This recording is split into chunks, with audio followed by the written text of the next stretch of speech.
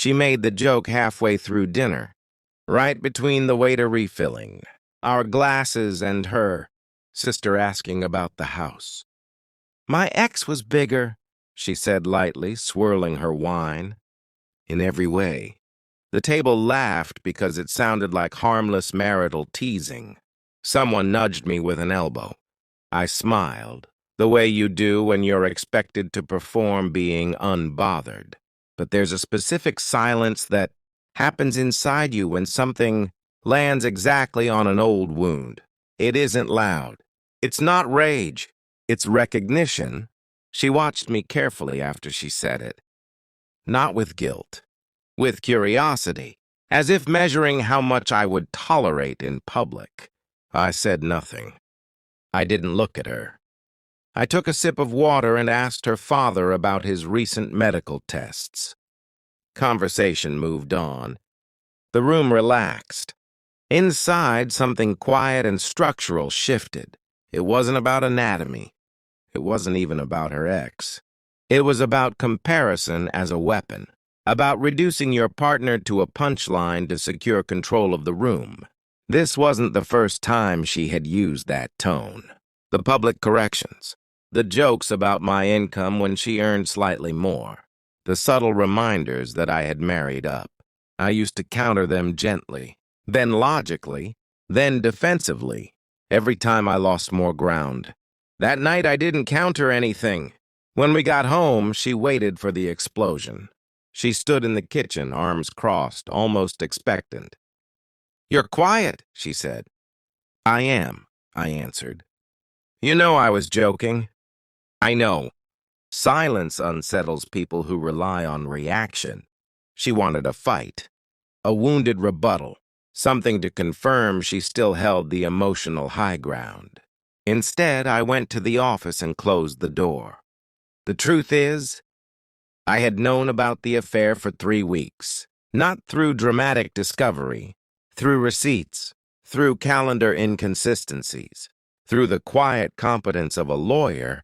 I consulted after noticing patterns I could no longer rationalize. Her ex, the one she had compared me to, wasn't just a ghost from her past. He was current, very current. I didn't confront her because I wasn't interested in a confession. I was interested in clarity. The next month unfolded without visible drama.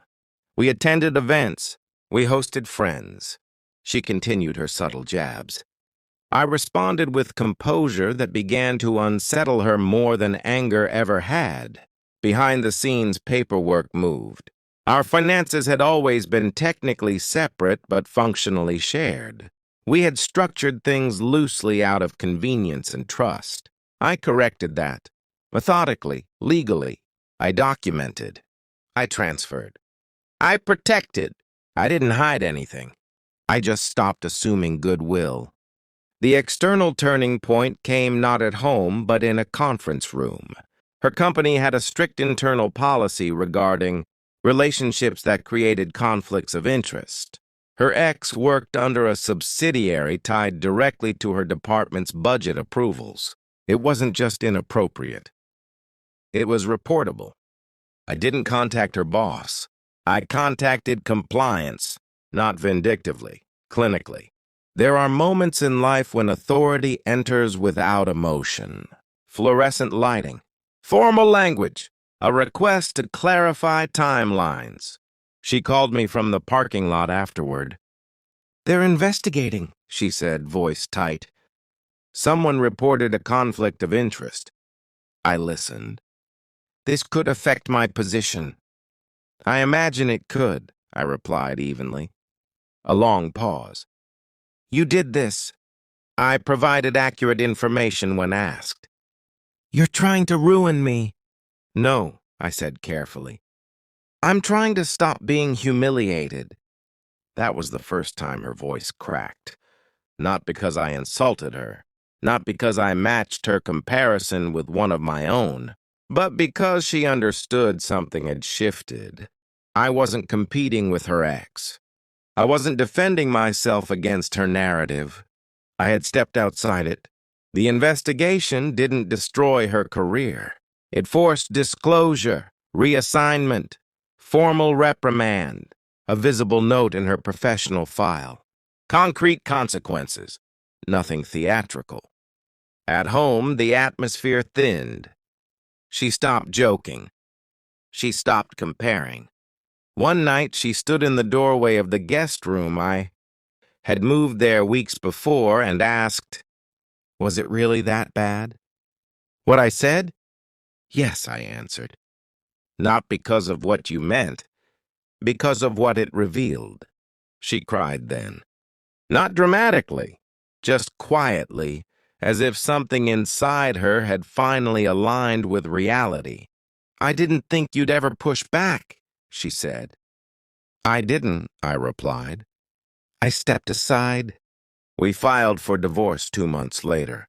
It was controlled, professional, efficient. People assume revenge looks loud, that it requires humiliation to counter humiliation. It doesn't. Sometimes it looks like restraint long enough for truth to formalize itself.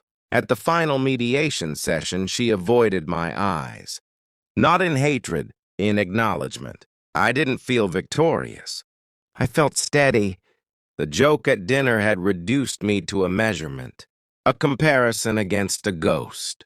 My reply wasn't a sharper insult. It was refusing to remain in a system where I was evaluated like inventory. As I left the building after signing the final papers, there was no celebration waiting. No dramatic music swelling in my head, just air that felt unweighted. I had not proven myself bigger. I had proven I would not stay small.